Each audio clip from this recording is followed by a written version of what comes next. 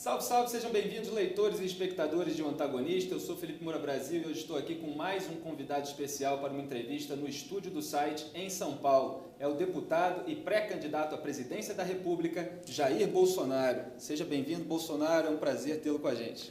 Obrigado pelo convite, eu espero poder ser útil para com essa gama de fãs que você tem, entre eles eu. Bolsonaro, o senhor tem 7 mandatos como deputado federal, cerca de 27 anos na Câmara dos Deputados. Qual é o conjunto de fatores que fez o senhor agora e não antes embarcar nessa empreitada da candidatura ao Planalto? Ô Felipe, eu cansei da Câmara, né? E no meu entender, com 62 anos, com 60 na época, né, eu achei que eu poderia ser uma opção para o Brasil no futuro, sabendo da minha estatura, sabendo dos problemas que eu teria, e enfrentar um sistema poderosíssimo, como eu estou sentindo agora essa carga toda contra mim. E na nossa bandeira, valores nunca defendidos, não só pelos que estão no poder ainda, bem como naqueles que pleiteiam o poder. Então, acho que nesse conjunto de ideias, eu resolvi me apresentar como uma opção por ocasião das eleições desse ano. E até o momento, estou sendo bem sucedido. Sei que a cruz é pesada demais, mas ele não nos dá um peso que você não possa suportar. E a que se deve esse cansaço da Câmara? É o cansaço da rotina de trabalho mesmo ou é o cansaço de não conseguir levar adiante certos projetos que o senhor gostaria de levar? Você, além de não conseguir levar adiante, você vê que você está andando para trás. Uma bandeira forte minha, que não é de agora, sempre foi, a questão dos valores familiares, né? Pintou agora a questão da ideologia de gênero, criancinhas sendo ensinadas a fazer aquilo que, no meu entender, nenhum pai quer em sala de aula. Nós marchando cada vez mais para a esquerda, o nosso comércio sendo feito fora do Brasil pelo viés ideológico, a violência crescente, o pessoal achando que é falta de mais política de direitos humanos. Não é o contrário. É uma juventude se perdendo, na verdade, não se combate, no meu entender, as drogas com a devida eficiência, a não valorização do trabalho dos nossos policiais, civis e militares, um trabalho incessante, desgastando as Forças Armadas, porque nós, das Forças Armadas, somos o último obstáculo para o socialismo. E nesse mar de coisas erradas, alguém tem que buscar o ponto de inflexão. Eu tenho certeza, Felipe, já falei isso, fui criticado, tem muita gente melhor do que eu por aí. Mas entre os pré-candidatos que estão aí, não, eles são muito parecidos. E esse Titanic chamado Brasil, a continuar nas mãos dessas pessoas, o Brasil continuará afundando e é um preço que eu, você, todo mundo vai pagar. Em especial aqueles que não querem participar, que teimam em anular o voto e ficar à margem da política. Quando as pessoas de bem não querem decidir algo, as pessoas que não são de bem acabam decidindo por nós. E eu estou aí com uma opção. E tem dado certo até o momento, mesmo não acreditando em números e pesquisas no Brasil, em especial o Datafolha, ali nos dá em segundo lugar com o Lula presente e o primeiro bem tranquilo, sem o Lula presente. E a resistência dos adversários que o senhor atribui à dificuldade em aprovar projetos? Porque houve reportagens aí da imprensa dizendo que o senhor apresentou 171 projetos e só aprovou 2, mais a emenda do voto impresso. É isso mesmo? Olha só, quando um parlamentar em 4 anos consegue aprovar um projeto, ele é quase um herói, tem que ganhar uma medalha. Eu até ouvi outro dia você falando, a meu respeito, nas acusações, eu vi você falando, nós temos que botar parâmetros. Tem que botar quantos eu aprovei, o João, a Maria, o Joaquim, ver quantos cada um aprovou. E depois dar uma olhadinha no mérito do projeto também.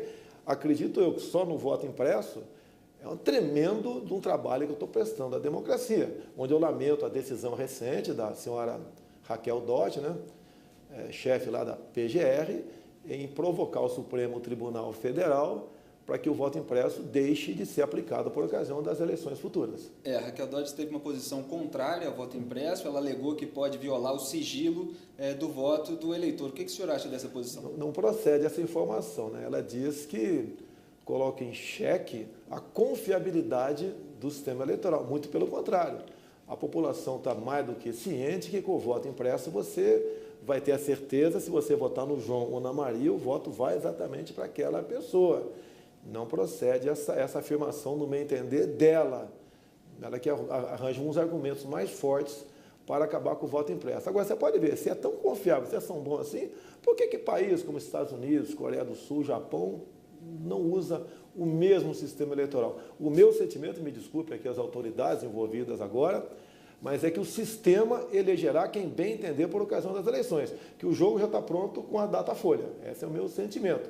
E nós sabemos, né, no gramscismo, no marxismo, que quem ganha, quem elege não é quem vota, é quem conta os votos.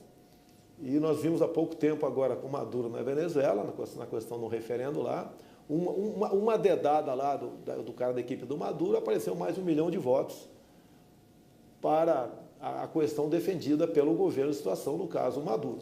E mais uma coisa, Felipe, em 2014, em dezembro, Dilma Rousseff esteve em Quito, no Equador. Entre outras decisões, eles resolveram criar, à época, uma unidade técnica eleitoral sul-americana. Descobriram que o caminho, a chave para o poder, são essas armas da democracia, e o caso aqui é a urna eletrônica Smartmatic.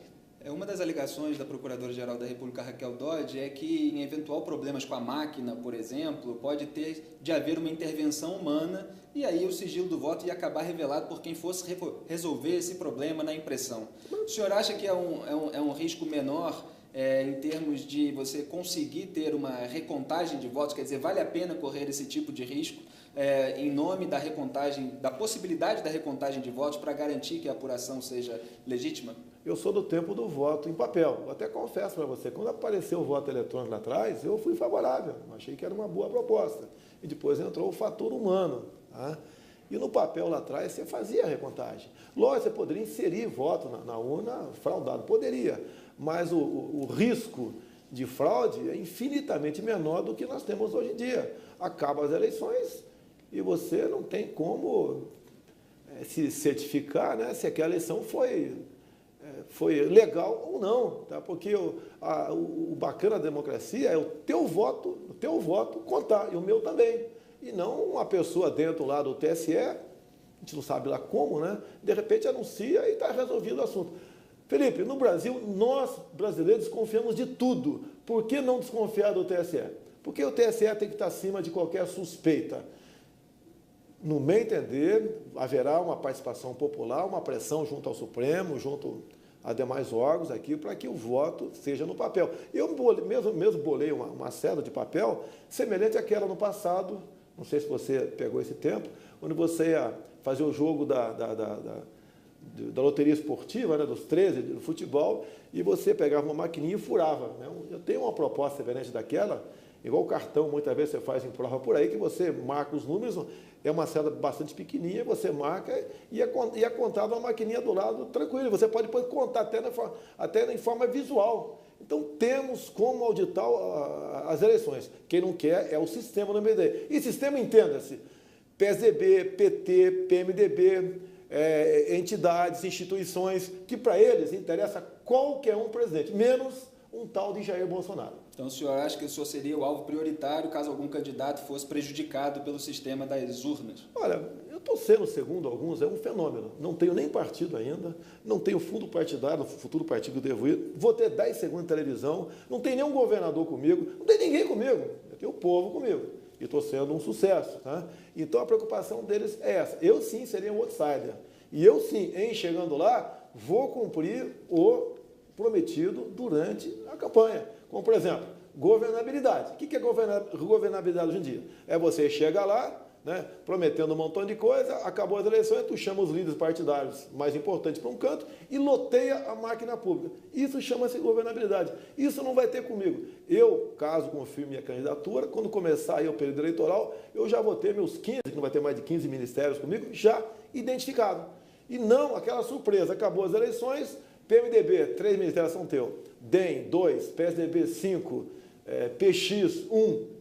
E o presidente, ele não manda em nada. Imagine você ir para a guerra, você coronel, por exemplo, Felipe, ir para a guerra, e os capitães estão ao teu lado, você não confia nem sabe quem são eles, não vai dar certo, vai perder a guerra. Hoje em dia, o Temer liga para o ministro X, ministro, eu pretendo fazer isso, assim, assim, assim, assado. O ministro tem toda a liberdade de falar, ô Temer, fica na tua, tá, ok? Você vai perder 20 votos para a reforma da Previdência. esse ministério não é teu, é do meu partido, fica quieto. É isso que acontece.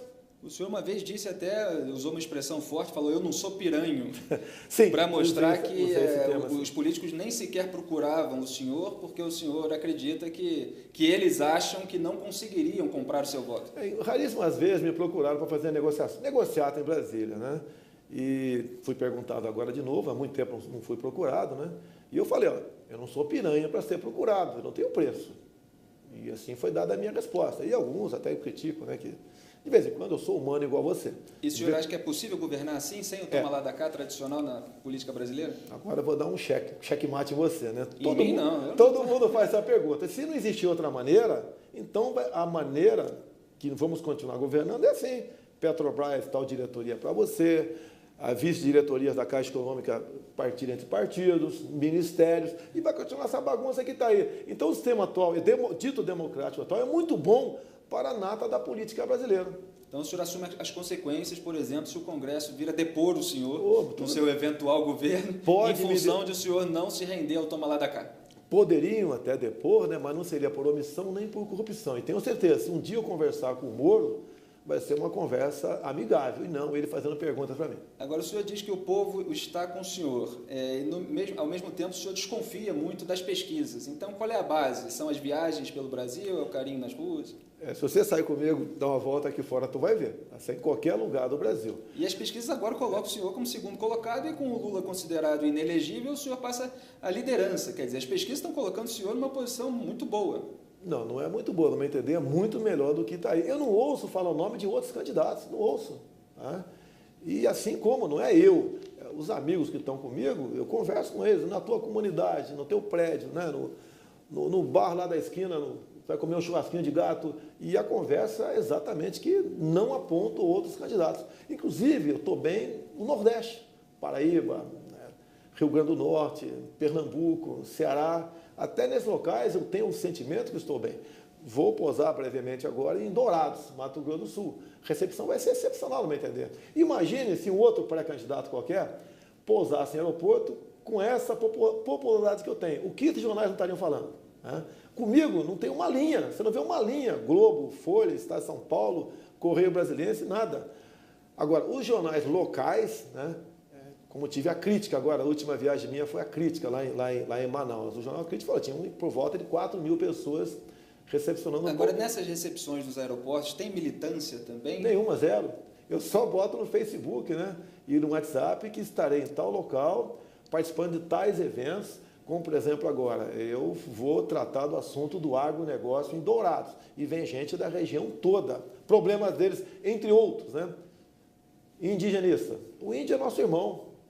E está sendo usado o índio para invadir terras, MST. Né? Nós estamos aqui importando arroz e milho, tá? Ali dos países outros do Cone Sul. Estamos importando bananas do Equador, andando 10.000 quilômetros pelo canal do Panamá. Estamos importando etanol dos Estados Unidos para o Rio Grande do Norte. Estamos indiretamente importando coco. Vem a pasta d'água de coco para nós, ela é reidratada aqui. Coco, lá no Nordeste, se cultiva muito isso aí, o produtor bota 10 centavos do coco na porta lá da tua chácara e ninguém quer comprar. Esse é o retrato do Brasil. Que país é esse que importa esse tipo de produto?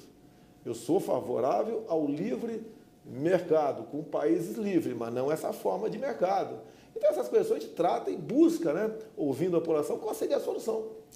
E o senhor é muito identificado com a pauta de segurança pública, que o senhor já afirmou várias vezes que é prioridade na sua campanha e no seu eventual governo, e agora os partidos estão fazendo pesquisas internas e estão percebendo que é uma prioridade da população brasileira também. Qual é o seu plano para o combate à criminalidade no Brasil, Bolsonaro? Estão acordando agora para essa pauta, né? Eu digo o seguinte, a violência se combate com energia ou com muito mais violência. Até vejo uma passagem rapidamente do Trump agora na sua análise de um ano de governo, rapidamente.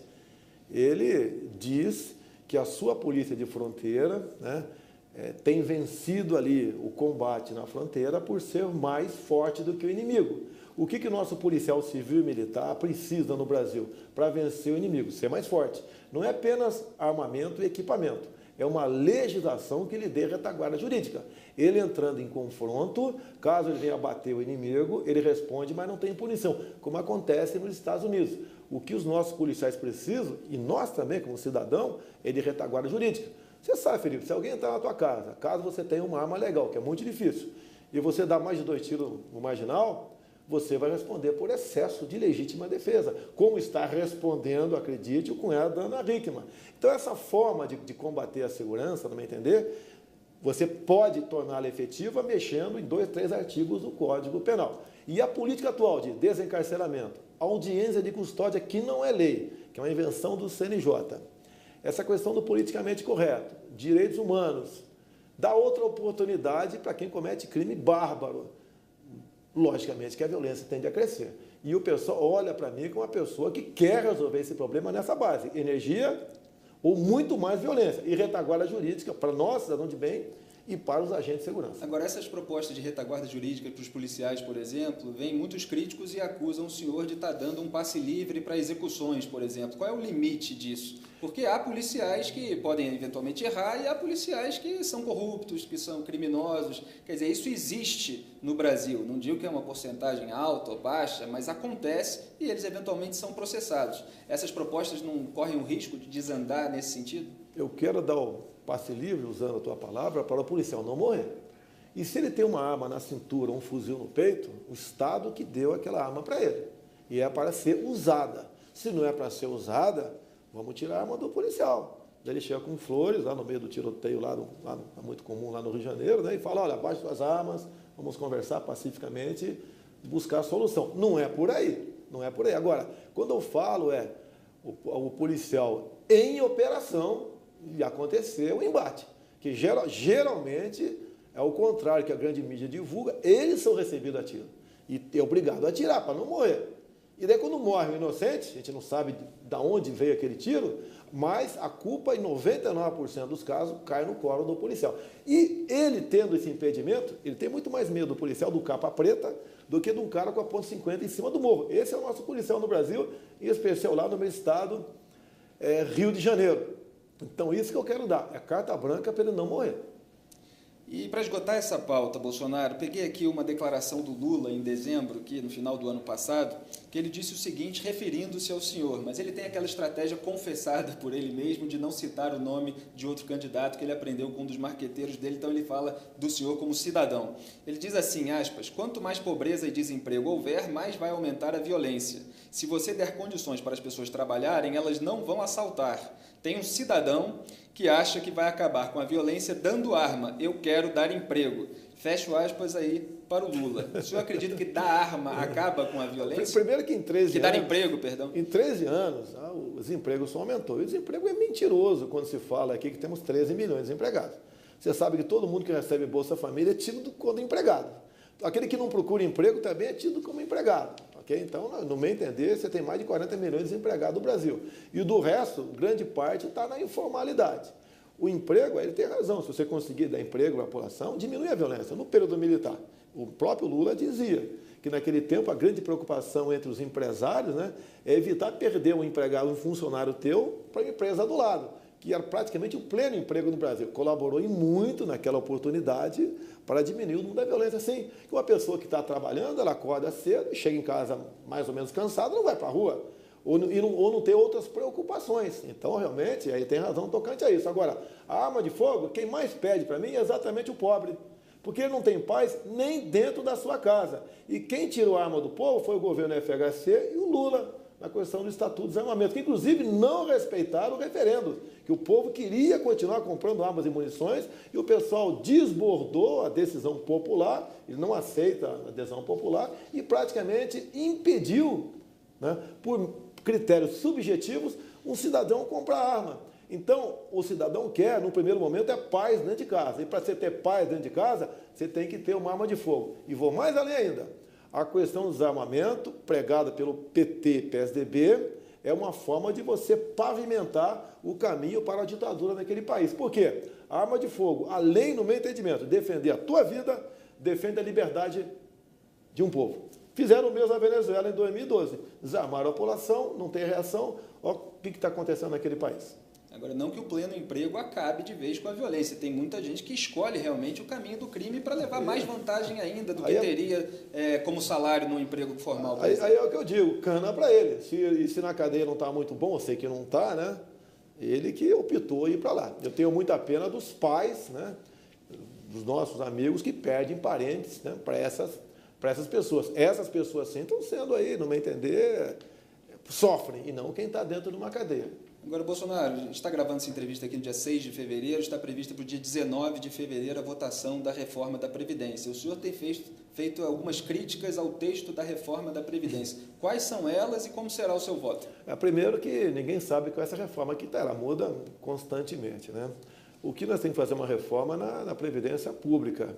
Eu lembro que o meu pai, né, a molecada costumava mesmo, proibida, né, pegar uma canoa, atravessar o rio para pegar a jabuticaba da outra margem. Meus pais sempre diziam para a gente, se der água, não tente tirar água da canoa, né? Não, furar a canoa, reme para o barranco. É a mesma coisa. O que nós temos que acabar no primeiro momento? Com as incorporações que aí sim tem a origem dos super salários. Você, por exemplo, é empregado numa Câmara Municipal do Rio de Janeiro, ganha 10 mil por mês. Você pega um cargo de comissão de 12 mil. 8 anos depois você incorpora esses 12. Fica mais 8 nesse mesmo cargo de comissão. Mais 8 anos, então, você incorpora mais 12. 12, 24, com 10 mil de inicial, tu passa para 34 mil. Vamos acabar com as incorporações. A questão da idade. Quando o governo bota 65, você vai ver, poxa, muitos setores da sociedade não tem como trabalhar até não consegue fisicamente chegar lá. Então, no serviço público, hoje em dia você tem que ser 60 de idade 50, e 35 de contribuição, aumenta mais um em cada um. Vai paulatinamente resolvendo essa questão. Ataca a fraude, ataca os devedores, como a JBS Friboi, entre outros. Parte por aí. Se você paulatinamente, você tem que mudar uma solucionada isso aí. Agora, uma coisa mais importante, né, Felipe? Você pode ver, o governo toma medidas para aumentar dinheiro no caixa. Não é via aumento de impostos. Via desregulamentações, desburocratização, facilitando a vida do empreendedor. Hoje em dia tem muita gente, muito empresário, está indo para o Paraguai. Está muito mais vantajoso você abrir uma empresa lá do que aqui, dado a falta de burocracia lá, que isso é muito salutar para a nossa economia. E mais ainda, quando você fala, agora alguns já concordam comigo, né? Eu falava há mais de ano, que com violência não há economia. Você tem que combater a questão da violência para você ter economia. Eu não saio na Barra da Tijuca para comer uma pizza à noite com a minha família. Com medo da violência, preocupado com a violência. Sim. Em consequência, ano retrasado, 400 estabelecimentos comerciais fecharam só na Barra da Tijuca, em grande parte, questão da violência. Então, combatendo a violência, você tem até turismo no Brasil. Você tem locais no Brasil que são maravilhosos para o turismo. Por que você não vai? Medo da violência. E o país aqui devia, no meu entender, ter muita receita de turistas de fora do Brasil. O senhor vai votar contra ou a favor da reforma da Previdência? Essa aqui eu não voto favorável a ela. Não vota favorável? Não voto favorável a ela, que eu estou apresentando a minha proposta. Quer dizer, pode ainda haver discussão na Câmara e haver mudanças no texto e o senhor acabar votando a favor? Dificilmente, se mudar aquilo que encaixou. Eu já procurei líder do governo e dei essa proposta para ele, como estou dizendo aqui, incorporações, aumento o ano. Agora, você pode ver, o governo tem que tomar medidas para entrar dinheiro no Tesouro sem aumentar impostos. Essa é uma das preocupações que eu passei para o Paulo Guedes, que nós temos conversado bastante no tocante à economia. Tanto é que qualquer decisão minha, eu não tomo mais no tocante à economia, até porque eu confesso publicamente que não é que é um fraco meu, é um fraco de todos os brasileiros, basicamente. Quem que entende economia com profundidade? Isso não é. Isso, no meu entender, é uma maneira que eu estou confessando, não é uma deficiência, é uma coisa que eu não aprendi. É a mesma coisa você chegar para o economista e falar o que ele entende de Forças Armadas. Não entende nada também. Então não está habilitado a ser presidente da República, que nós temos que ter humildade para escolher as pessoas certas para debater, conversar, tomar decisões nessas diversas áreas. Quer dizer, o senhor é muito criticado por não entender de economia, embora esteja reconhecendo que não entende muito, e é muito criticado também pela mentalidade de militar nacionalista estatizante, essa mentalidade, como dizem os seus críticos e como uma parte do seu histórico de proposições na Câmara também mostra, num certo sentido, pelo menos de acordo com essas alegações. Então, a escolha, a sinalização de que o Paulo Guedes, um economista liberal, será o seu eventual ministro da Fazenda, foi uma maneira de matar dois coelhos com uma cajadada só? Não, da Fazenda barra planejamento. Já fundir isso daí. Eu vejo em Brasília um partido indica o ministro da Fazenda, outro do planejamento. Daí tem uma briga. Tá? Comigo não vai ter essa briga. É um ministério só e ele vai tomar as decisões naquela área, logicamente, que a gente vai dar um palpite, uma sugestão, vai conversar, não é ele que vai ser o dono todo poderoso lá, nem eu por lá de cá, caso seja presidente. É uma conversa entre todos ali. Você pode ver, Fernando Henrique Cardoso não entendia de economia, e foi ministro da Economia. O presidente, ele está mais franco.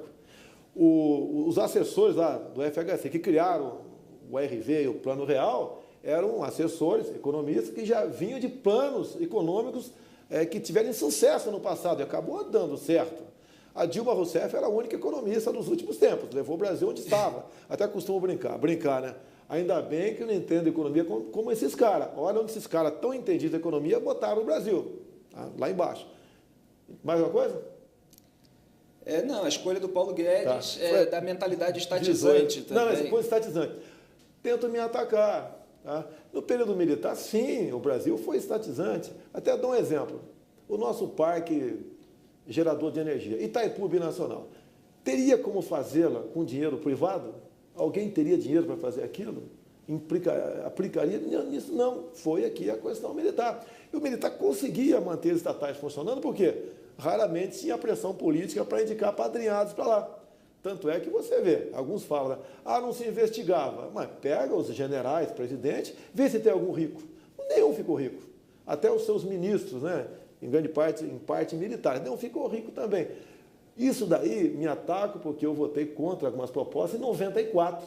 E pego, então, votações de 24 anos atrás, né? Que se tivesse dado errado, não estariam me criticando. Mas, como deu certo, me critico. E a gente evolui, né, Felipe? Quem não evolui? Exato, Bolsonaro. Eu vou lembrar uma dessas declarações que o senhor deu em 2005 no programa do Jô, criticando o Fernando Henrique Cardoso. O senhor disse: barbaridade é privatizar, por exemplo, a Vale do Rio Doce. Como ele fez, é privatizar telecomunicações, é entregar nossas reservas petrolíferas para o capital externo. E a hora que você conseguir a autossuficiência do petróleo aqui, essas empresas de fora vão continuar tirando petróleo a $7 e vendendo a 60. O lucro é deles. Quer dizer, o senhor fez uma crítica aí às privatizações do governo FHC. A das telecomunicações, o senhor não se arrepende, não acha que deu certo e que os pobres agora, por exemplo, têm acesso mais prático ao celular? É uma questão de momento, Felipe. Você não tem muita votação minha que deu certo, o pessoal não critica. A questão da Vale do Rio Doce, se não me engano, foi 4 bilhões de reais. O nosso subsolo está na mão de outros e você arrecada em torno de 4% do preço daquele minério de acordo com o valor da bolsa lá fora. É muito pouco. É muito pouco. Entregaram todo o nosso subsolo, é muito pouco. Você pode ver, recente decisão agora. A China está tirando o nióbio de Catalão, Goiás. Eu te pergunto, o nióbio praticamente não é só nós que temos? Tá? Podia ser uma empresa, não precisa ser estatal, não, pode ser uma privada nossa. E que você agregue valor nisso, não exporte isso in natura. Eu fui, inclusive, em Araxá, que também lá tira nióbio, né? A CBMM. E você vê umas 60 bandeiras na entrada da empresa. Que bandeiras são essas? De que país? Países que importam o nióbio nosso. Tem país que não tem o que fazer com o nióbio, mas estão fazendo reservas estratégicas. Agora, a utilidade do nióbio, inclusive o Japão faz até bijuteria, né? A liga ferro-nióbio de nióbio ajuda, inclusive, na estrutura de prédios. É muito mais seguro no tocante a abalos sísmicos. A China fez um gasoduto lá de 9.000 quilômetros dessa liga, porque não tem rachadura, você consegue dar vazão dobro de gás na mesma bitola. Tá? A Alemanha usa em chassi de automóveis, tem até chip inteligente que controla a entrada de ar e calor em prédio, aplicando em vidros feito com nióbio. Essas aplicações todas, tá? Uma coisa que só nós temos que botar o preço nisso e não entregar para quê? Apenas 4% do valor disso do mercado lá fora chegue para nós aqui. É entregar o nosso patrimônio isso aí.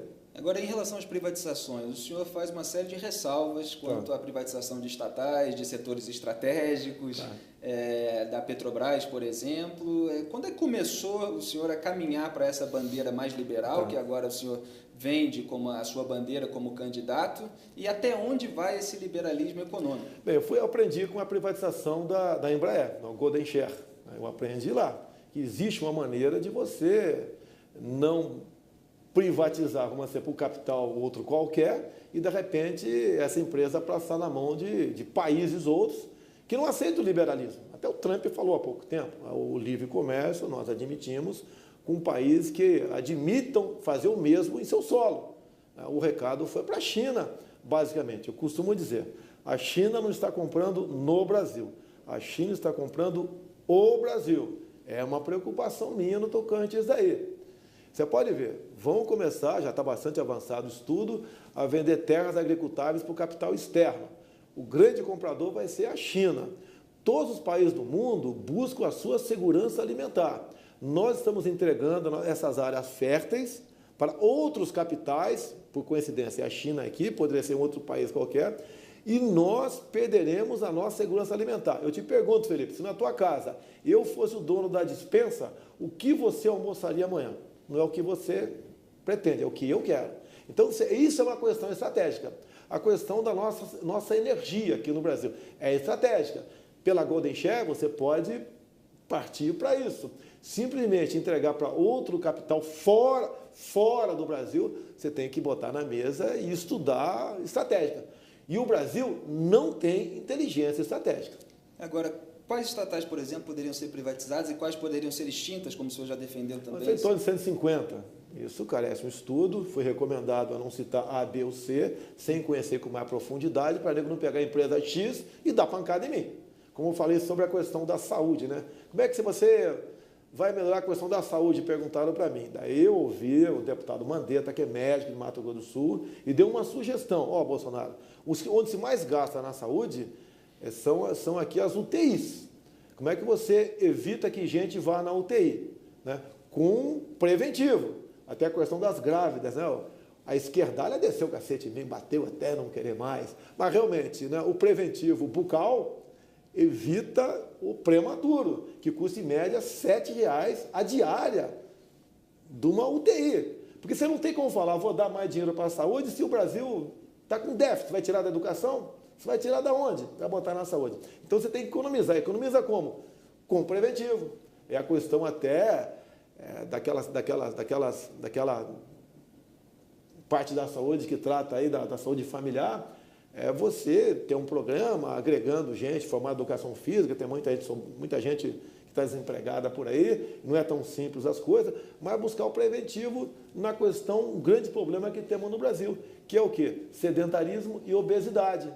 Você pode evitar aí AVC, etc., e você vai gastar menos nessa área de UTI. É um exemplo que eu dei.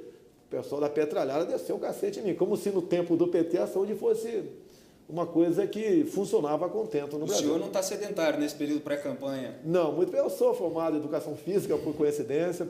Fui pentatleta das Forças Armadas por 4 anos. Por um tempo fui recordista da prova de 8.000 quilômetros, né, nessa modalidade. E estou rodando o Brasil todo. E, Bolsonaro, dessas cerca de 170 proposições que o senhor fez como deputado, mais de um terço, segundo reportagem da imprensa, procura atender interesses corporativos dos militares. O senhor é criticado também por causa disso, em função também de levantar agora a bandeira liberal que iria contra essas medidas tomadas pelo senhor, que buscam beneficiar alguns grupos em detrimento de todos os contribuintes. Como é que o senhor se defende e o senhor acredita que valeu a pena fazer essas propostas? Olha só, uma das propostas minhas. Os militares das Forças Armadas recebem até o 5º dia útil do mês subsequente. Já o pessoal do Legislativo e Judiciário, até o 2º dia útil, após o dia 20 do mesmo mês. Você não acha que está esquisito isso aí? Então tem proposta minha para... Não somos servidores públicos? Não, eu sei que nós somos, tem um nome diferente, mas como um todo, não somos servidores públicos, não temos uma mesma origem de recurso, não é a mesma origem nenhuma, por que não pagar no mesmo dia? Nós perdemos muito por ocasião do Plano Real, né, exatamente por causa disso. Nós, das Forças Armadas, que me fez votar contra o Plano Real na época, que o pessoal me critica, né? Foi exatamente porque quando foi feito aquele acerto, né? Quanto é que cada um vai receber de reajuste dia 1º de janeiro de 1º de março de 94, levando-se em conta a inflação de janeiro e fevereiro daqueles meses anteriores, que foi em torno de 97%.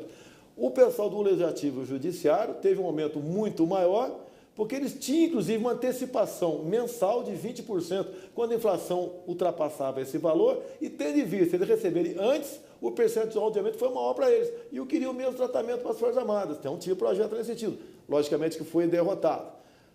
Agora, na Previdência, né? Até alguns querem que os militares das Forças Armadas entrem na Previdência e tenham o mesmo teto no final da carreira, em torno de R$ 5.500. Eu falei, olha, eu topo, mas vamos dar para o militar fundo de garantia, hora extra, adicional noturno, direito à greve. Pô, daí eles não querem. Peraí, você quer pagar a mesma coisa para trabalhos diferentes?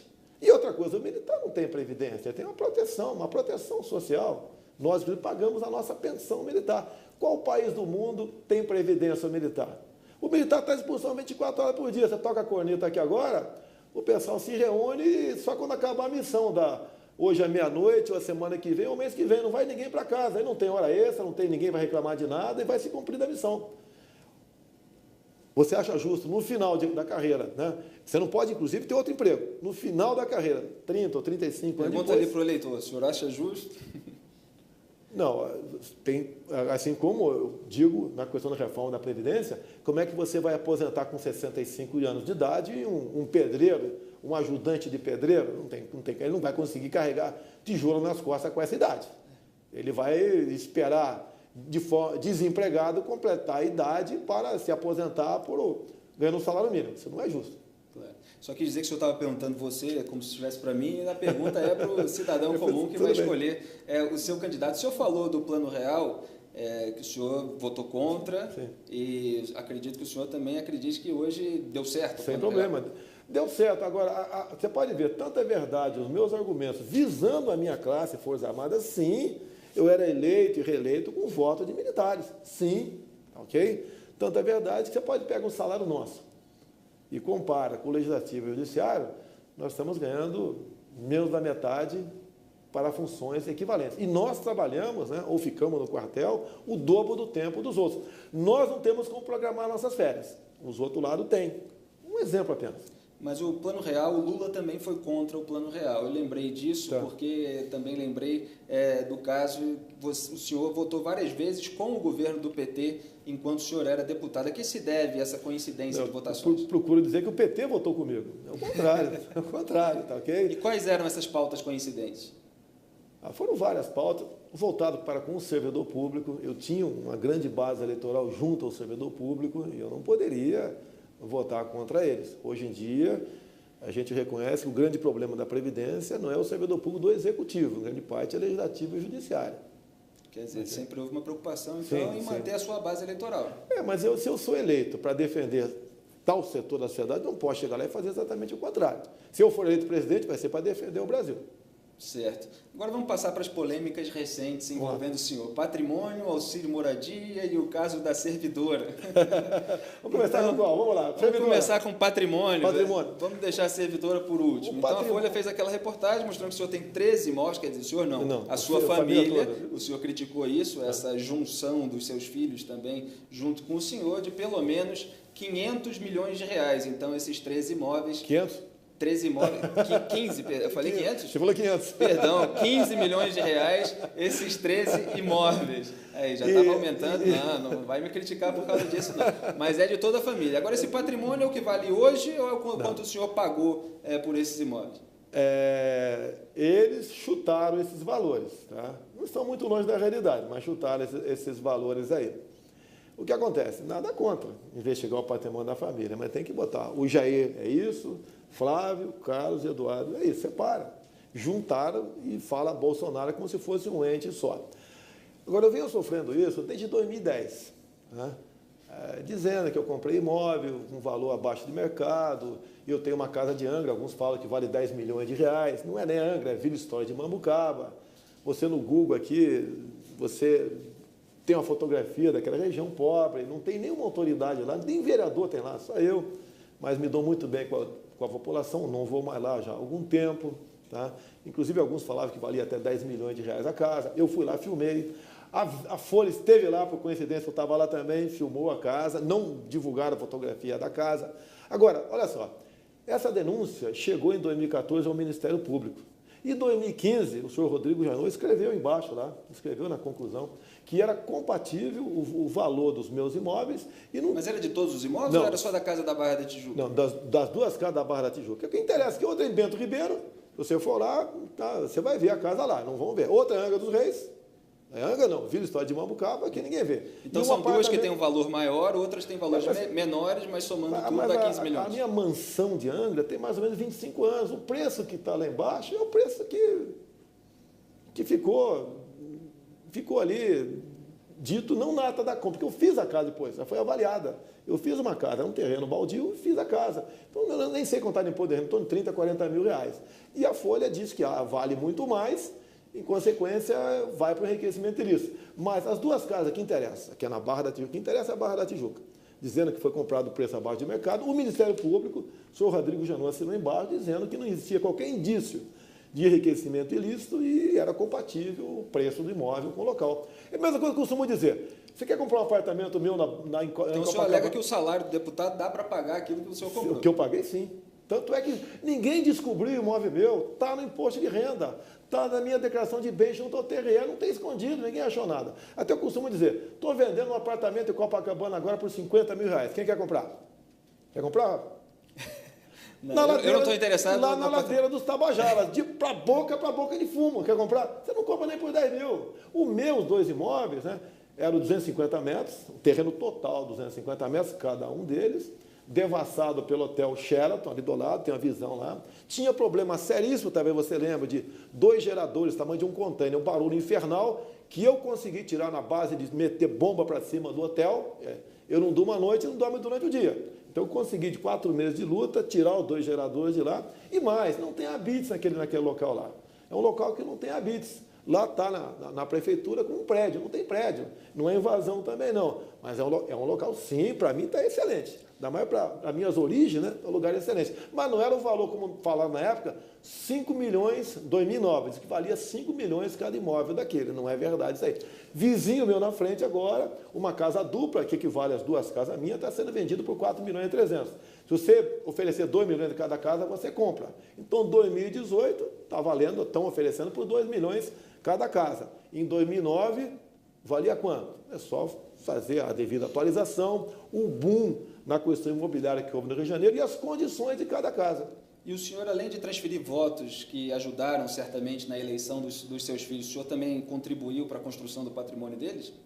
Já ajudei sim, tá, no imposto de renda, até fiquei revoltado quando eu dei 100 mil reais para o meu filho, eu tive que pagar, se não me engano, 4%. É uma coisa incrível, Felipe, isso é um crime. Você quer doar um dinheiro para tua mãe, para o teu pai, para o teu filho, para o teu irmão, um dinheiro que você junta lá pagando impostos 1.000, ainda tem que pagar, se não me engano, 4% para a União. É um crime isso daí. E você pode ver, para a União interessa você não atualizar por um índice qualquer de inflação o valor do teu imóvel, que lá na frente, caso você queira vendê-lo, essa diferença da valorização tem um percentual que incide em cima disso e vai para o Tesouro. Você não pode fazer isso aí. É um crime isso aí também. E sobre patrimônio, o senhor tentou impugnar a pesquisa do Datafolha, eu estava procurando aqui nas minhas anotações, mas não achei agora, mas eu lembro de cabeça aquela pergunta que foi feita pelo Datafolha aos entrevistados, sobre se eles estavam cientes das denúncias relativas ao aumento do patrimônio do senhor durante o exercício da sua vida pública. E o TSE negou esse pedido. O que o senhor achou dessa decisão? O TSE não negou. Não negou? Não negou. Vou te explicar o que aconteceu. A Folha de São Paulo faz a matéria. O objetivo é me desgastar, na base da calúnia. Ignora o parecer do PGR que meus imóveis são legais. E daí na pergunta diz que houve denúncia, é lógico, você é uma pessoa humilde. Vamos supor que seja perguntado. Eu não sei se a pergunta foi antes ou depois. Ô, seu Felipe, o senhor tem conhecimento das denúncias, do enriquecimento, né, do aumento do patrimônio do deputado desde quando ele chegou na política? Você fica com a pulga atrás da orelha. Você começa, opa, se Bolsonaro é tão bandido quanto outros aí acusados de ter enriquecido ilicitamente. Essa foi a intenção. E nós tentamos impugnar a divulgação por causa dessa pergunta. Não fizeram a mesma pergunta por causa do Lula. Você já sabia que o Lula tinha sido condenado? Não. Agora, o TSE decidiu... E não houve denúncia, houve uma matéria da imprensa. Porque a matéria da imprensa muitas vezes é chamada de denúncia, mas obviamente a pergunta dá uma ambiguidade prejudicial à imagem do senhor. O que o TSE fez? Alegou que não tinha como julgar o mérito do que eu pedi, porque a pesquisa já havia sido divulgada no dia anterior. Então, perdeu a objetividade, é só isso. Acredito que se o TSE tivesse ali um pouco mais de zelo, né? Porque se fosse para o Lula, essa liminar seria rapidamente batido o martelo. Foi estranha essa alegação de que a pesquisa já saiu, então não tem que julgar, é só esperar sair e depois de alegar isso. Agora, nós ficamos sabendo 2 dias antes, fizemos o trabalho direitinho, alguns alegavam aí que eu estava contra a liberdade de expressão, não sei o quê, nada O senhor chegou a ser informado do resultado dessa Não, pesquisa? nós não ficamos, nós ficamos sabendo que ia, e daí fomos atrás, levantamos, tinha essa pergunta marota lá. E daí a própria Datafolha já diz, o Bolsonaro não cresce, já começa a cair. Ele vai derreter. E o auxílio moradia, Bolsonaro? O senhor parece que dessa leva que a imprensa tem feito agora sobre o auxílio moradia, que tem sido o tema do momento, o senhor foi o primeiro a ser denunciado, entre aspas, aí, como alvo, alguém que recebeu o auxílio moradia, mesmo tendo um apartamento. Fizeram depois sobre o Sérgio Moro essa mesma alegação, mas o senhor, como deputado, tendo um apartamento também próprio em Brasília. Como é que o senhor se defende dessa acusação? Bem, primeira coisa, eu te pergunto, algo ilegal no meu recebimento do auxílio moradia? Te pergunto, algo ilegal? A meu ver, não há ilegalidade. Aí tem a questão moral. Ato da mesa. Eu até pergunto para o pessoal da imprensa, né? Vamos discutir questão moral? Eu pergunto para a imprensa. Você recebe com pessoa jurídica ou pessoa física? A grande maioria é com pessoa jurídica, para fugir do imposto de renda. Aí isso não é ilegal, mas é imoral. Mas eu não acho que é imoral. Olha só. Ato da mesa. Você pode pegar um apartamento da Câmara, em torno que vale um pouco mais de 200 metros quadrados, muitos têm hidromassagem, mordomia, segurança, tá ok? E o custo final está em torno de 20 mil por mês, custo final, ok? Ou você vai para um hotel e apresenta notas fiscais, né? Até 6 mil reais a Câmara te ressarce, até 6 mil reais por mês. E último caso, no ato da mesa.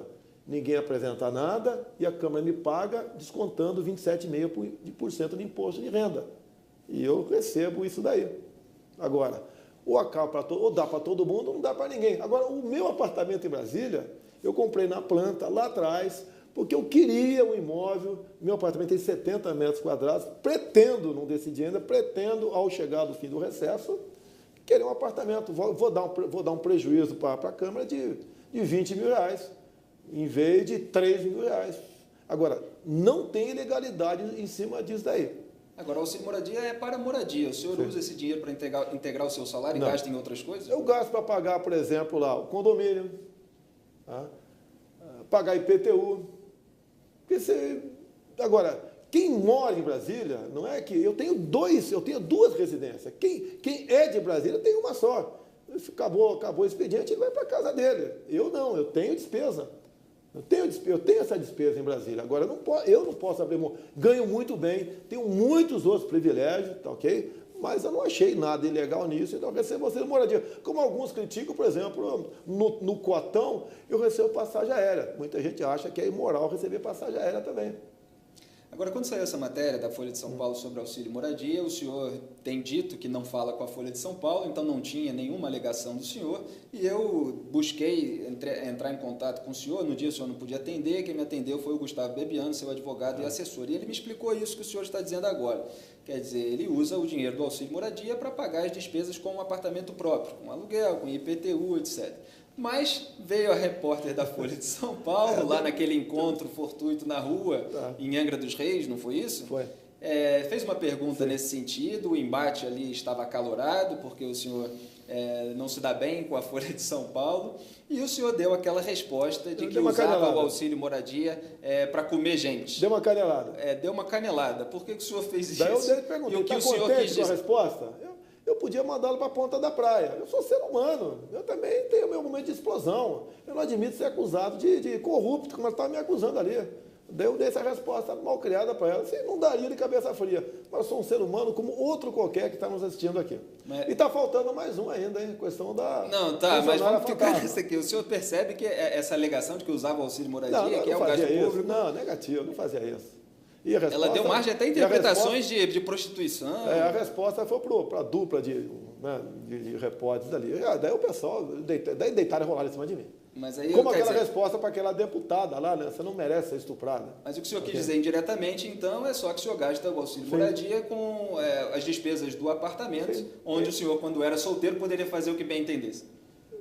Não fazia isso. Porque a única coisa que eu não fazia era isso daí. Mas a resposta foi mal criada, não pretendia ofender ninguém.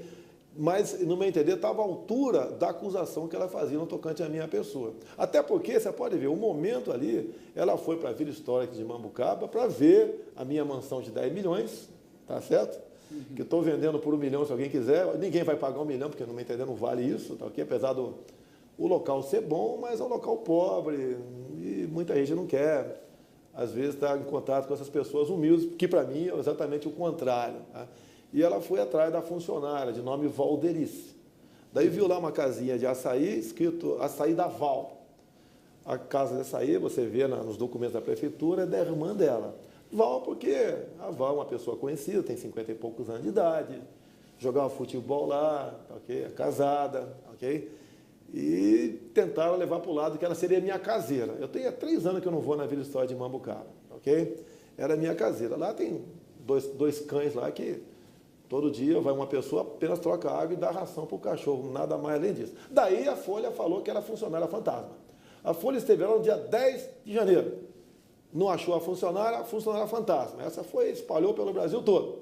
Ela ganha R$ 1.300 de piso por mês. Daí você vai no aditamento.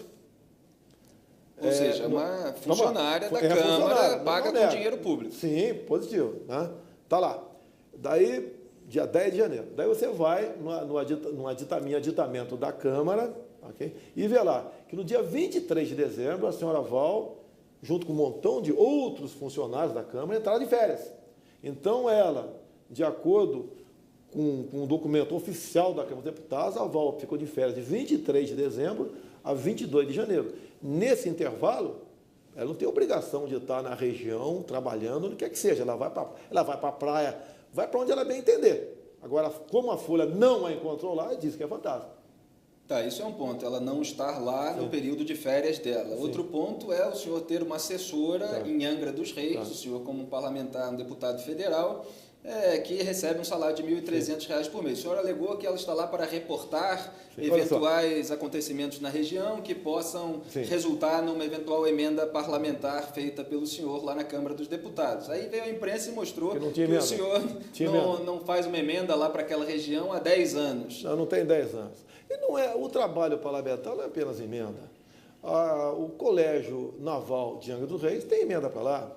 Eu já apresentei emendas lá, quando o Jordão era prefeito, voltou a ser agora também. O trabalho não é apenas esse. Agora, o grande problema que eu tinha lá, por ter aquela casinha ali, passou a ser um local que o pessoal me procurava para problemas. Eu contratei ela compilava os problemas e levava para mim. O que é possível a gente atender no macro, atendia. Essa foi a intenção. E não é porque tem 3 anos que eu não frequento lá, eu teria que mandá-la embora. Porque tem 3 anos que eu não frequento. Que também foi acusado, faltou a Folha explorar, de crime ambiental. Tá ok? E você, quando vê aqui, Felipe, com todo respeito a você, crime ambiental, o que vem na tua cabeça é que eu estaria destruindo lá o meio ambiente, pescando com bomba, que de vez em quando acontece, arrastando rede para, na época da desova, pegar robalo na boca do rio, porque o robalo se reproduz em água doce. Não, eles inventaram, né, e me denunciaram por estar pescando com varinha em área de proteção ambiental. Só que você vai no auto de infração, ela é do início de março de 2000, é numa terça-feira de março de 2012. Nessa terça-feira de março de 2012, de acordo com aquele horário, quase no mesmo horário, você vê uma presença minha no painel de votação da Câmara. Ou seja, eu não estava lá. Documentalmente comprovado. Mas os caras denunciam, o cara que me denunciou, que é um funcionário do IBAMA, filiado ao PT, depois foi ser secretário do meio ambiente do PT de Angra, da então prefeita Maria Raba, do PT, eu fiquei 3 anos sangrando como criminoso ambiental, achando que eu tinha uma ilha lá, como, sem entrar em detalhe, né? O outro pré-presidencial eu tinha, naquela região lá, não tem nada a ver. E o processo foi arquivado. O outro pré-presidencial? Não fala nome não, tá? Luciano Huck? Tá? O meu foi arquivado, tá ok? E a acusação, e é uma coisa que centenas e centenas de pessoas pescam de varinha na região toda. Inclusive, olha só, a Estação Ecológica de Tamoios, que pega 29 acidentes geográficos, no raio de 1 quilômetro desse acidente geográfico, ilha, parcel, porque não pode qualquer atividade humana. E assim sendo, como temos uma ilha na frente, lá de onde eu tenho uma casa, né?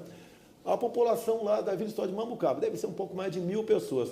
Pela lei, não pode frequentar a praia, porque a praia está dentro do limite de 1 quilômetro da ilha da frente. E outra coisa gravíssima, se eu for presidente, eu desmarco essa Estação Ecológica de Tamoios. Ali teremos um grande polo turístico, para que não só o Rio, o Brasil fature bilhões de reais por ano com turismo. Agora, voltando para os assessores, Bolsonaro, o senhor tem outros assessores espalhados pelo estado do Rio de Janeiro? É comum que os deputados tenham assessores espalhados pelo seu estado para reportar esse tipo de informação? Eu posso ter assessores no DF e no estado do Rio de Janeiro. Tem em alguns municípios, tem assessor meu também, sim. Nós temos um limite de 25 assessores no máximo, o salário total, R$90 mil. Temos isso, sim. E, se eu não me engano, eu tenho 15 assessores. Uso completamente a verba de gabinete para contratar pessoas, sim. E o senhor acha certo isso? É o que nós temos lá, eu vou usar. Se eu não usar, eu não tenho como atender a demanda. E essas pessoas fazem um trabalho exatamente de matar no peito o primeiro choque do eleitor quando te procura com algum problema. Você imagina se eu fosse atender todo mundo, até não teria como atender. Esse é o nosso trabalho. Porque as críticas, pode ter gente que tem a impressão de que é um cabide de emprego para sustentar assessores, pessoas queridas suas que recebem lá um salário de R$ 1.300 e não fazem tanto trabalho assim. Muitas vezes acontece isso, sim. Eu não tenho ascensão sobre os funcionários que estão no Estado. Ele está em confiança lá. Se ele faz algo de errado, eu não tenho. Agora, quando eu preciso dele e dou uma determinação, ele cumpre esse trabalho para mim. Agora, Bolsonaro, o senhor também se apresenta como um conservador em matéria dos costumes. E a imprensa, escarafunchando o seu passado, descobriu uma declaração do senhor sobre o aborto, que a decisão cabia ao casal. Isso aconteceu de fato? Quando foi que o senhor mudou de opinião? Não. Olha só. A decisão sobre o casal, o que eu falei foi o seguinte. Naquele tempo não tinha, por exemplo, o aborto no caso da anencefalia. Tinha a questão de risco de morte para a mãe, e em especial aquela questão do estupro. E daí foi perguntado na questão do estupro para mim, o casal ali, a mulher foi estuprada e engravidou. A mulher pode, o aborto é legalizado. Não entra no mérito, filho, mas é legal. E nessa situação, o casal que decide se vai querer gerar o filho daquela pessoa que ocasionou aquele crime de estupro. Foi isso. Eu nunca fui favorável ao aborto. O pessoal pega metade de uma declaração minha e joga como se fosse eu tivesse favorável ao aborto naquele momento. E agora, tem uma citação, não uma só. Se eu fosse favorável ao aborto, teria dezenas de citações. O pessoal muitas vezes vai para um jornal qualquer, sem qualquer qualificação, o pessoal até me entrevista, bota enviesado alguma coisa, daí os outros jornais divulgam aquilo como se fosse uma bomba, algo bombástico, para me atingir. Nunca fui favorável ao aborto. E ponto final. Se um dia eu for presidente, a Câmara vem aprovar, ampliar a questão do aborto, simplesmente é o veto. E a Câmara depois mantém ou derruba o veto. E em relação a essas respostas intempestivas do senhor, a gente citou aqui o caso do auxílio moradia, teve aquela resposta também para Maria do Rosário. O senhor aqui, no caso do auxílio moradia, da resposta para a Folha, disse que teve um momento de explosão. Só que o senhor não acha que esses momentos de explosão são frequentes na sua carreira e isso pode afastar uma parte do eleitorado, ao mesmo tempo que conquista outra, pela sinceridade, pela autenticidade, pela fibra que muitos eleitores vislumbram no senhor. Mas o senhor não acha que para uma eleição majoritária o senhor precisa conquistar uma outra parcela do eleitorado? Olha, vamos por parte. Caso Maria do Rosário. Eu fui convidado para um debate para eu falar sobre a redução da maioridade penal, porque tinha uma PEC nesse sentido. E a outra deputada, porque ela é contrária.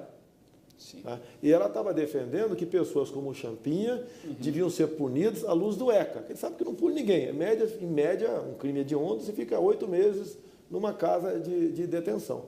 E ela perdeu a estribeira do debate, dado meus argumentos, e me chama de estuprador. Daí foi uma resposta intempestiva, tudo bem, isso aí os juristas falam que é um ato reflexo, ok? E aconteceu. Agora, eu estava defendendo as mulheres e marginais estupradores, e ela estava dizendo que essa molecada de 16, 17 anos pode estuprar e matar, que não tem problema nenhum. Quem é que defende a mulher? Eu ou ela? E logo depois, nós votamos uma PEC para reduzir a maioridade penal. Ela foi desfigurada dizendo o seguinte: vale a redução da maioridade penal para determinado tipo de crimes, entre eles o estupro. Como a deputada Maria do Rosário votou contra essa PEC. Nós aprovamos na Câmara e está parado no Senado. Ou seja, ela continua defendendo que o menor de 16, 17 anos, caso estupre alguém, seja punido à luz do ECA, e não como adulto. Te pergunto novamente, quem é que está defendendo a integridade das mulheres? Eu ou ela? Isso estoura no meu colo. Agora, não daria uma resposta de cabeça fria. Não daria. Aqui não se fala em legitimar a posição da Maria do Rosário, eu sei que ela chamou o senhor de estuprador, mas não há maneiras mais inteligentes de reagir a isso, porque dá margem a críticas, até a sua inteligência emocional. Posso fazer a brincadeira aqui? Pode. Qual a tua reação? Minha reação é rir, porque eu sei que a gente está dentro do controle, que o senhor não vai passar disso. Se fosse um porradão, mas Bolsonaro dá uma canelada em Felipe Moura Brasil, manchete. Então, a minha indignação de uma mulher defender o menor, que com mais 4 marginais estupra por 5 dias uma menina de 16 anos, e no último dia ele dá facada na cabeça dela e degola a menina, esse cara não sabia o que estava fazendo? Esse marginal que fez essa barbaridade, segundo essa deputada Maria do Rosário, tem que ser punido à luz do ECA. Ficar aí alguns meses ali numa casa de detenção, ali uma colônia de férias, e depois voltar ao convívio da sociedade com a ficha limpa. O que essa mulher tem na cabeça? E as mulheres que acreditam nela? E eu acabei de dar um exemplo para você. A PEC da redução da moralidade penal para estuprador, ela foi contra. Ela e quase toda a bancada feminina da Câmara. Eu estava provocando o senhor para arrancar do senhor esse tipo de declaração. Não provocou, aconteceu ali.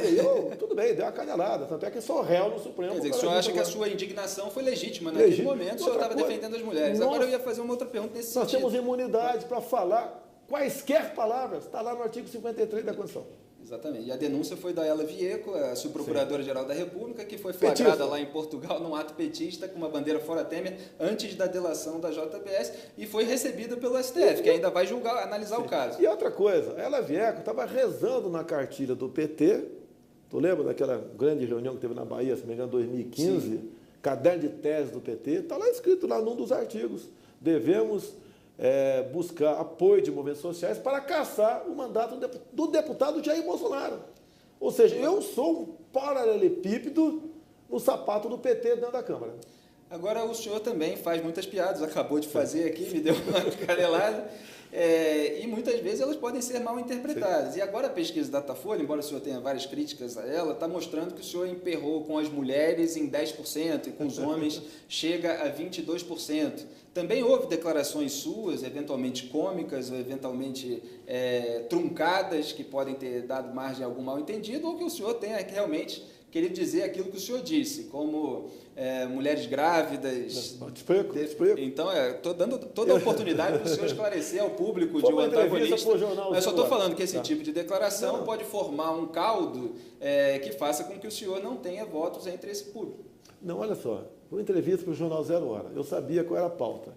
Por que mulher ganha menos do que homem? E eu falei o porquê segundo pesquisas, segundo os empregadores, tendo em vista aos direitos trabalhistas, entre eles a questão da gravidez, há uma tendência em você não empregar a mulher, segundo pesquisa, não segundo Jair Bolsonaro, ou pagá-las menos, daí botar na minha conta. Como se eu estivesse defendendo que mulher ganhasse menos. Eu te pergunto, tem como na lei você fazer mulher ganhar menos do que homem? Não tem. Quem faz um salário? Por exemplo, concurso público. Um homem ou mulher prestou concurso para ser sargento do Exército. O salário é o mesmo. Exatamente o mesmo. Se ela for paraquedista, inclusive, daí ela vai ganhar mais que um homem que não é paraquedista. Não tem problema nisso. Iniciativa privada, quem faz é o patrão. Agora, botaram na minha conta como se estivesse defendendo mulher ganhando menos do que homem. É um trabalho sujo por parte da imprensa. E nós, naquela época, não sei como é que está hoje em dia, o 0 Hora é muito ligado ao PT, lá no Rio Grande do Sul, tendo em vista o governo ser do PT. Bolsonaro, já caminhando aqui para o final, qual é a sua avaliação hoje dos médicos cubanos que vieram para o Brasil do governo do PT? O que o senhor faria em relação a isso no seu eventual governo? Olha, o objetivo do programa Mais Médicos é mandar, hoje em dia, 1 bilhão e 300 milhões de reais por ano para a ditadura cubana. Esse pessoal chega aqui. Se ele fosse bons, estariam atendendo lá o governo dentro do Palácio do Planalto. Né? No caso lá, começou com a Dilma. Isso daí, eles nunca aceitaram que fosse atender lá. Teve o próprio Chaves.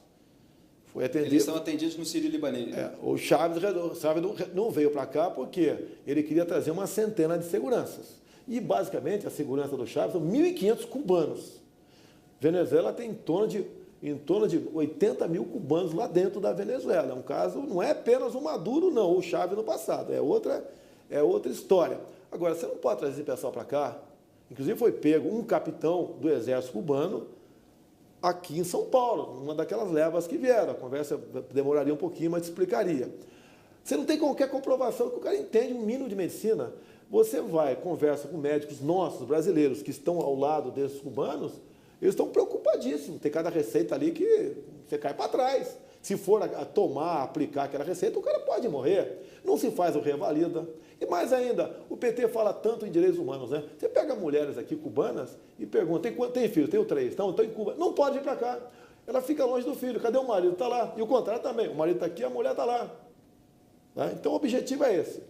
E eu tenho uma grande preocupação também. É a infiltração, esse pessoal, em parte, servir para simplesmente formar militantes para foco de guerrilha no Brasil. Tenho essa preocupação também. No que depender de mim, não vou mandar ninguém embora, não. Aplico revalida, salário integral, porque 75% do salário vai lá para a ilha, o resto fica com eles aqui, e poder trazer a família. Não vai ficar nenhum aqui. Bolsonaro, para a gente encerrar, o senhor estava no PSC, teve uma treta lá dentro, o senhor passou para o PEN, que seria o Patriota, e agora foi para o PSL. E o senhor pretende, ao que tudo indica, ser candidato à presidência da República pelo PSL. O senhor não vai dispor de muito tempo de televisão. O senhor estava dizendo ontem que seriam 10 segundos, o senhor estava até brincando de que é muito tempo. Qual é a estratégia para vencer o eventual candidato apoiado pelo governo, do PMDB, por exemplo, que tem muito tempo de TV, fundo eleitoral, fundo partidário, maior que o senhor? Como é que o senhor vai fazer? É rede social, mas aproveitar bem esse pouco tempo que tem, viajar pelo Brasil? Os outros vão ter muita maquiagem. Eu jogo que o pessoal não vai acreditar mais em maquiagem. Né? Outra coisa, eu sou o único candidato do Brasil de verdade.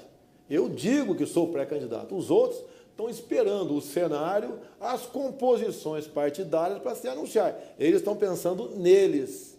E eu estou pensando no Brasil. Há 3 anos rodo o Brasil. Você deve ter visto a recepção que o pessoal faz em aeroportos comigo por aí. E outra, o padrão dos meus debates. Eu cito muito Roraima. É um estado que não tem densidade eleitoral. E eu disse lá, se eu fosse rei de Roraima, em 20 anos teríamos uma economia próxima do Japão, dado as suas potencialidades, né? Biodiversidade, topografia que te permite você construir hidrelétricas, é o subsolo riquíssimo. Agora, problemas eles têm, ambiental e indigenista. Temos como resolver essa questão. Então, essas andanças pelo Brasil estão me dando crédito. O pessoal acredita no que eu falo, questão da segurança. Fazendeiro tem que ter um fuzil. Você permite alguém invadir o teu apartamento? Não, né? Você vai reagir. Com pau, com pedra, se estiver lá, com faca, com bazuca, seja o que for. Por que nós temos que ser complacentes com invasão de propriedades rurais? E mais ainda, a propriedade privada foi relativizada pela emenda constitucional 81. Hoje até falo para vocês da cidade e homem do campo. Esse prédio é de você, essa fazenda é tua, leia a emenda constitucional 81. Você vai ver que não é tão sua assim não. Então, pela lei, a esquerda foi evoluindo para dar um golpe na propriedade privada. Qual ditadura no mundo existe propriedade privada? Nenhuma. A primeira vítima é a propriedade privada. São as religiões. Então, isso a gente leva e mostra que o Brasil tem tudo para ser uma grande nação. E mostrando, o pessoal acredita na gente. Bolsonaro, o senhor falou que são 40 milhões de desempregados no Brasil, porque o senhor aumenta aí o pessoal do Bolsa Família, que é contado como se fosse empregado. Então vamos fingir que é um debate eleitoral aqui. O senhor tem 30 segundos para falar para o cidadão brasileiro desempregado como é que vai ficar a vida dele no seu eventual governo, para a gente encerrar. Nós temos que desregulamentar muita coisa no Brasil. Temos que desburocratizar. Quem emprega tem dito o seguinte para mim: o trabalhador vai ter que decidir um dia. Quem emprega tem dito o seguinte: menos direito e mais emprego, ou todos os direitos de desemprego. Isso, né, quem vai decidir não vai ser eu, vai ser o trabalhador brasileiro. Você acha que o empresário está certo ou não? Como teu irmão, teu parente, teu amigo foi trabalhar nos Estados Unidos, lá não tem direito trabalhista nenhum. Por que não quer voltar mais para cá? Devemos buscar isso? Ou continuar morrendo aqui, né, num mar fictício, de que está tudo bem no tocante aos direitos, mas na verdade não está. A decisão cabe a vocês. Se votarem em mim, se eu for presidente, eu não vou decidir da minha cabeça. Você será consultado, você será ouvido, para que viemos tomar decisões então. Bolsonaro, muito obrigado pela entrevista, foi um prazer enorme. Eu sou Felipe Moura Brasil, entrevistei aqui o deputado e pré-candidato à presidência da República, Jair Bolsonaro. Acompanhe diariamente www.oantagonista.com. Um grande abraço e até a próxima.